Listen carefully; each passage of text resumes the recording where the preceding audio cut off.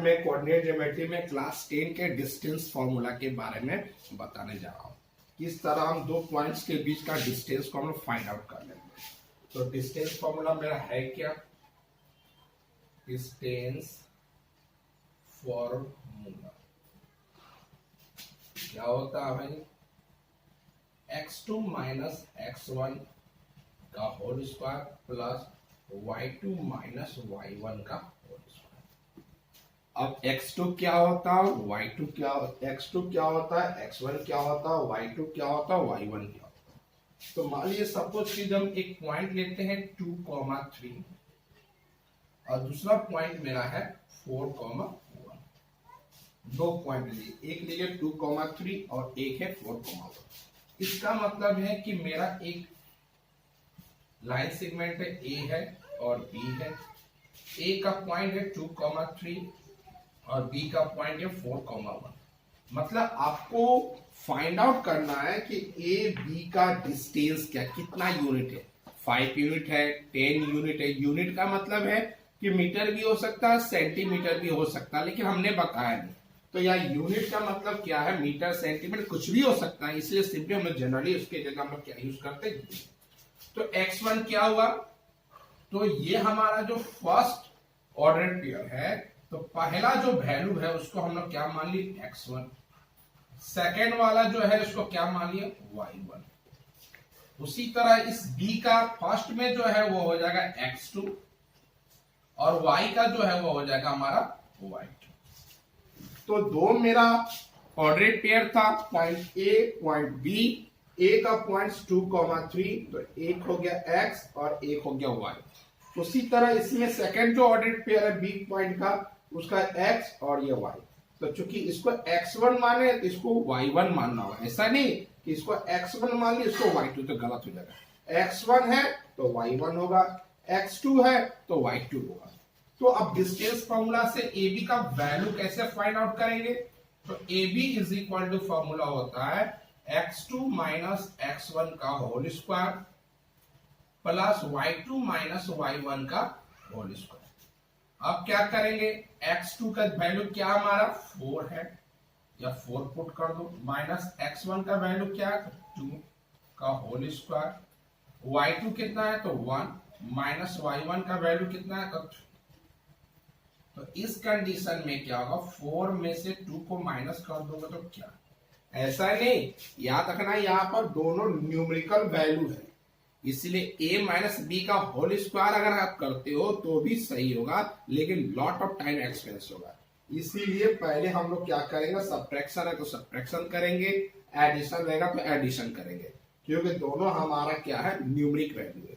तो 4 में से 2 गया तो 2 बचा, 2 का स्क्वायर प्लस 1 माइनस 3, तो 3 में से 1 गया तो 2। आप देखो यहाँ 1 ग्रेटर है कि 3 ग्रेटर है, तो 3 ग्रेटर है तो 3 का साइन क्या है, माइनस, दिया माइनस 2 का स्क्वायर होगा। तो इस कंडीशन में हमारा क्या हो गया, तो 2 का स्क्वायर क्या होगा तो 4 प्लस माइनस का स्क्वायर क्या होता है, तो माइनस का स्क्वायर हम जानते हैं कि प्लस होता है। माइनस का स्क्वायर क्या होता है, तो माइनस का स्क्वायर जो है वो प्लस होता है, और 2 का स्क्वायर 4। तो 4 4 कितना हो गया 8, और 8 का जब एलसीएम निकालोगे, प्राइम फैक्टराइजेशन करो तो 2 इंटू 2 इंटू 2, तो दैट मींस ये डबल आ गया तो बाहर निकल गया और ये एक 2 बच गया। तो ये हमारा डिस्टेंस निकल गया कि पॉइंट ए और पॉइंट बी के बीच में कितना हमारा डिस्टेंस है। तो ये हुआ किस तरह हम जो है वह डिस्टेंस फॉर्मूला के माध्यम से किसी दो पॉइंट के बीच के डिस्टेंस को हम लोग फाइंड आउट करते हैं। तो मैंने क्या किया, दो पॉइंट मेरा क्या था, ए था और बी था। ए का जो वैल्यू था उसमें ए पहले वालों को x1, पहला वाला हमेशा x होता, बाद वाला हमेशा y होता। तो अगर इसको x1 माने तो ये y1 हो गया, अगर इसको x2 माने तो ये y2 हो गया।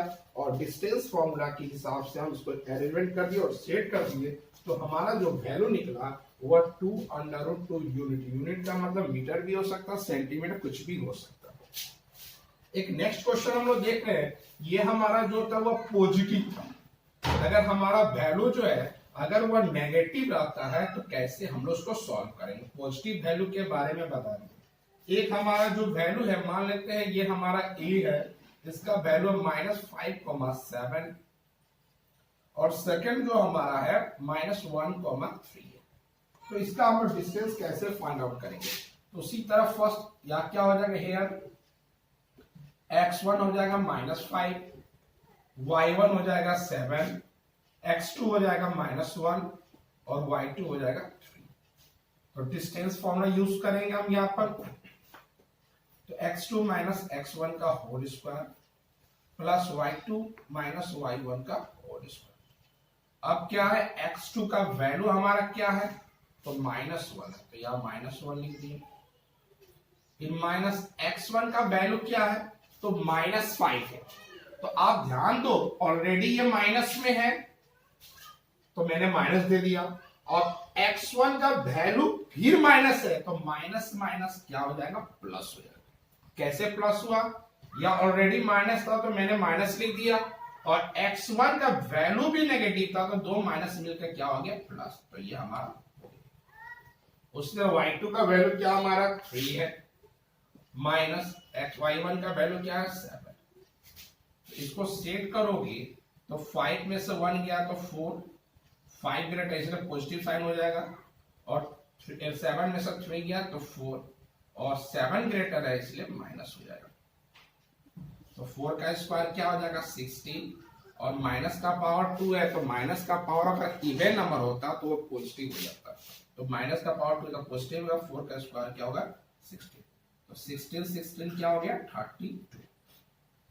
अब 32 का अगर प्राइम फैक्टराइजेशन करोगे तो 2 into 2 into 2 into 2 into 2। Prime factorization कैसे करेंगे, जैसे 32 है, 2 से करोगे तो 16 टाइम्स, 2 से करोगे तो 8 टाइम्स, 2 से करोगे तो 4 टाइम्स, 2 से करोगे तो 2 टाइम्स। 1 2 3 4 5, तो 1 2 3 4 5। तो ये स्क्वायर रूट है, तो स्क्वायर रूट में क्या होता है, जो पेयर में बनता है उसी को हम लोग बाहर निकाल सकते हैं।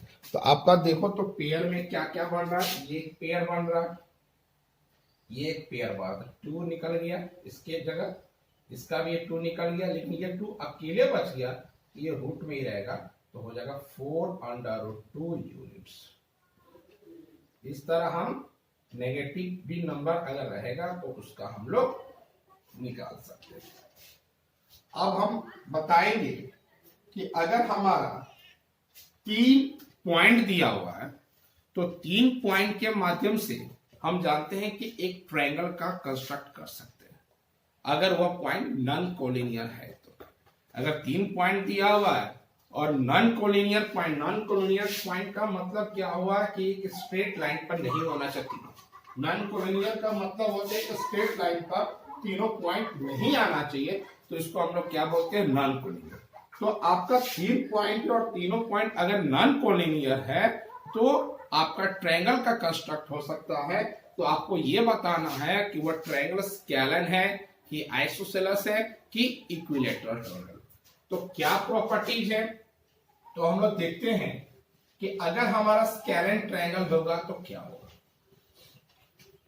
मान लेते हैं कि ट्रायंगल एबीसी है, ये एबीसी, ये हमारा ट्रायंगल है जिसका नाम क्या है एबीसी।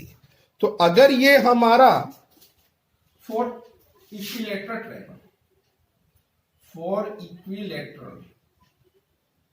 ट्रायंगल, इक्विलैटरल ट्रायंगल के लिए क्या होगा, तो ए बी, बी सी और ए सी तीनों का वैल्यू सेम आना चाहिए। इक्विलैटरल ट्रायंगल के लिए क्या, ए बी का जो वैल्यू आएगा डिस्टेंस फॉर्मूला से, बी सी का जो आएगा और ए सी का तीनों इक्वल आना चाहिए। फॉर आइसोसेलेस ट्रायंगल ये क्या प्रॉपर्टीज है कि आपका कोई भी एनी टू साइड्स कोई भी 2 साइड्स इक्वल होना चाहिए। एनी 2 साइड्स आर इक्वल, कोई भी 2 ही साइड इक्वल होना चाहिए। और for scalene triangle, no any sides, scalene triangle में कोई भी साइड इक्वल नहीं होना चाहिए। आप देखते हैं एक मेरे पास पॉइंट दिया हुआ है और वो पॉइंट है 5, -2 है। सेकंड पॉइंट जो है वो हमारा 6, 4 है और थर्ड पॉइंट है वो 7, -2 है। हमें ये चेक करना है कि ये 3 पॉइंट्स जो दिया हुआ है वह किस ट्रायंगल को बता रहा है। तो सबसे पहले हम किसको लेकर चल रहे हैं, ए बी के लिए लेकर चल रहे हैं। फॉर ए बी के लिए तो ए का पॉइंट क्या हमारा 5, और बी का पॉइंट क्या मेरा 6, 4। तो x1 मेरा क्या हो जाएगा 5, y1 मेरा क्या हो जाएगा -2, x2 हमारा हो जाएगा 6 और y2 हमारा क्या हो जाएगा 4। तो distance formula A B is equal to क्या हो जाएगा x2 माइनस x1 का square plus y2 minus y1 का स्क्वायर। तो इस कंडीशन में हमारा x2 का वैल्यू क्या है तो 6 है, x1 का वैल्यू क्या है तो 5 है, y2 का वैल्यू कितना है तो 4 है और y1 का वैल्यू क्या है तो माइनस लगा, ऑलरेडी माइनस तो माइनस माइनस प्लस। तो यह हमारा क्या हुआ 6 में से 5 गया तो 1 का स्क्वायर और 4 + 2 क्या हुआ 6 का स्क्वायर। तो 1 का स्क्वायर 1 और 6 का स्क्वायर 36। तो सॉल्व करोगे तो √36 और 36 का प्राइम फैक्टराइजेशन नहीं होता है तो ये हमारा निकला 37 यूनिट्स। अगर हम लोग बीसी में आते हैं, फॉर बीसी में आते हैं तो बी का पॉइंट क्या है 6, 4 और सी का पॉइंट मेरा क्या है 7, -2। तो x1 मेरा हो जाएगा 6, y1 हो जाएगा 4, x2 हो जाएगा हमारा 7 और y2 हो जाएगा मेरा -2। तो याद रखिए अलग अलग पॉइंट का अलग अलग x1, y1, x2, y2 होता है। अब देखिए कि हमारा डिस्टेंस फॉर्मूला अगर हम सेट करते हैं बीसी के लिए तो बीसी का क्या होगा तो BC equal to √x2 minus x1 formula वही होगा प्लस y2 माइनस y1 का होल स्क्वायर।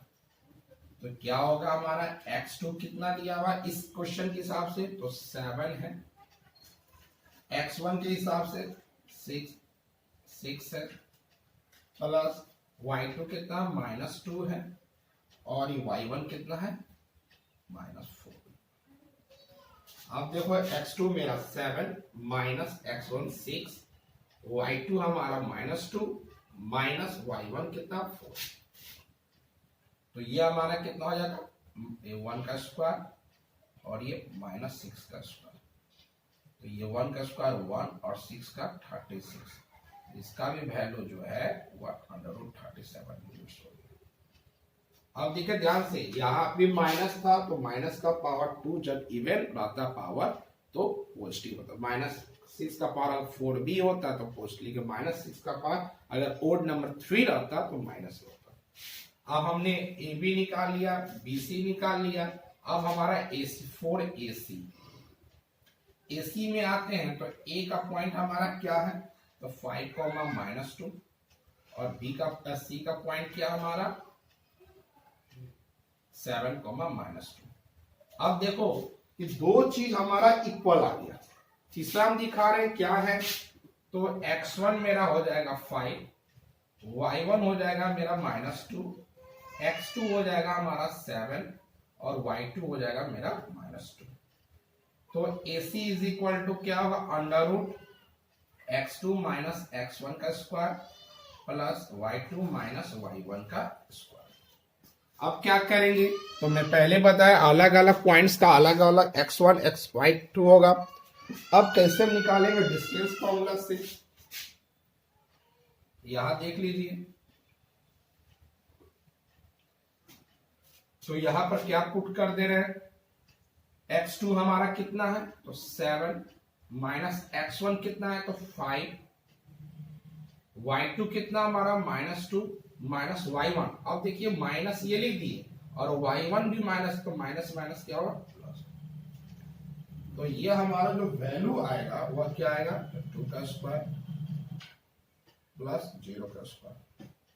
तो 2 का स्क्वायर 4 प्लस 0 क्या हो जाएगा हमारा √4 इज इक्वल टू 2 यूनिट। तो आप क्या देख रहे हो कि हमारा 2 point A B is equal to B C, लेकिन हमारा ए सी बराबर नहीं। तो दैट मीन्स आपका 2 पॉइंट्स इक्वल है, तो अगर 2 पॉइंट्स इक्वल रहेगा तो हमारा क्या होगा, मैंने बताया आइसोसेलेस ट्रायंगल में एनी 2 साइड्स अगर इक्वल होता है तो उसको हम लोग क्या बोलते हैं, आइसोसेलेस ट्रायंगल। तो यहाँ 2 पॉइंट्स इक्वल है, इसलिए ये तीनों पॉइंट जो है वह ट्रायंगल, कौन सा ट्रायंगल को शो करा, तो आइसोसेलेस ट्रायंगल का। 2 पॉइंट्स इक्वल है इसीलिए ये किस ट्रायंगल को शो करा, आइसोसेलेस ट्रायंगल। लेकिन अगर तीनों साइड्स इक्वल होता तो इक्विलेटरल होता, अगर एक भी साइड नहीं इक्वल होता तो स्केलर।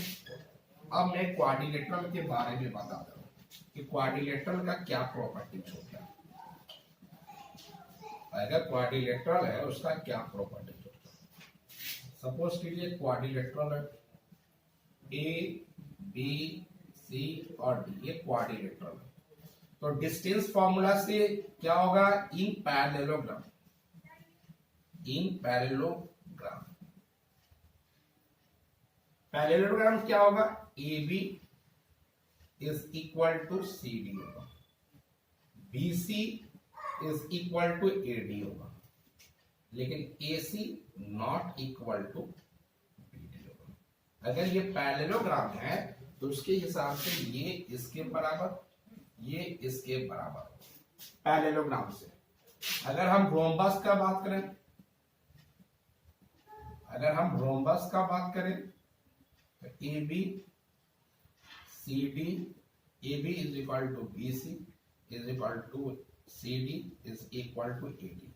तो रोम्बस के हिसाब से अगर लेते हैं तो हमारा ऑल साइड्स पैरेललोग्राम में क्या होगा, हमारा ये हमारा दिया हुआ A B C D, parallelogram ये होगा। लेकिन अगर रोम्बस का बात करें तो रोम्बस में all sides equal, all sides equal होगा, ए बी सी। लेकिन डायगोनल जो है इसमें भी इक्वल नहीं होगा। अगर हम रेक्टेंगल में आ जाते हैं, अगर हम किस में आ जाते हैं, रेक्टेंगल में, तो इन रेक्टेंगल ए बी जो है वह सी डी के इक्वल होगा, बी सी जो है वह ए डी के इक्वल होगा, और इसमें डायगोनल भी आपस में इक्वल होगा।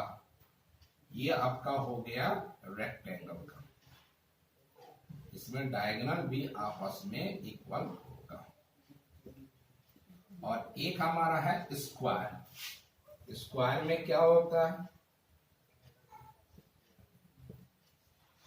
इन स्क्वायर, स्क्वायर में क्या होता है, A B is equal to B C is equal to C D is equal to A B, और A C is equal to B D. इसमें क्या होता है कि आपका ऑल साइड्स इक्वल होगा, डायगोनल्स भी इक्वल होगा।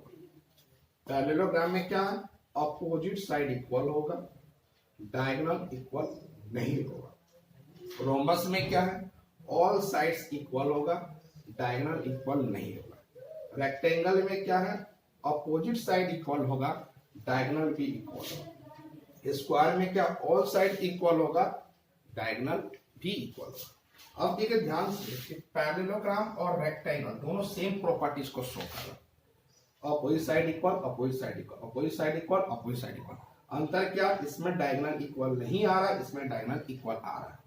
उसी तरह हमारा पैरेललोग्राम और स्क्वायर दोनों सेम प्रॉपर्टीज को शो कर रहा है, all sides equal, all side equal. इसमें डायगोनल इक्वल नहीं है, इसमें डायगोनल इक्वल है। तो इस, लेकिन याद रखना ये सारा चीज डिस्टेंस फॉर्मूला से आप लोग फाइंड आउट करेंगे। सबका वैल्यू दिया रहेगा, डिस्टेंस फॉर्मूला से आप उसका वैल्यू निकालिएगा और देख लीजिएगा कितना साइड इक्वल है, डायगोनल इक्वल है कि नहीं। उसके आधार पर आप पॉइंट्स के डिस्टेंस फॉर्मूला से बता सकते हो कि ये पॉइंट्स हमारा स्क्वायर का है कि पैरेललोग्राम है कि रेक्टेंगल है कि रोम्बस का है। इसे इजीली आइडेंटिफाई कर सकते हो। अगला दिन मैं आपको नेक्स्ट वीडियो में बताऊंगा क्वाड्रेटिक इक्वेशन और मिडिल टर्म स्प्लिट के बारे में। आज के इतना, थैंक यू।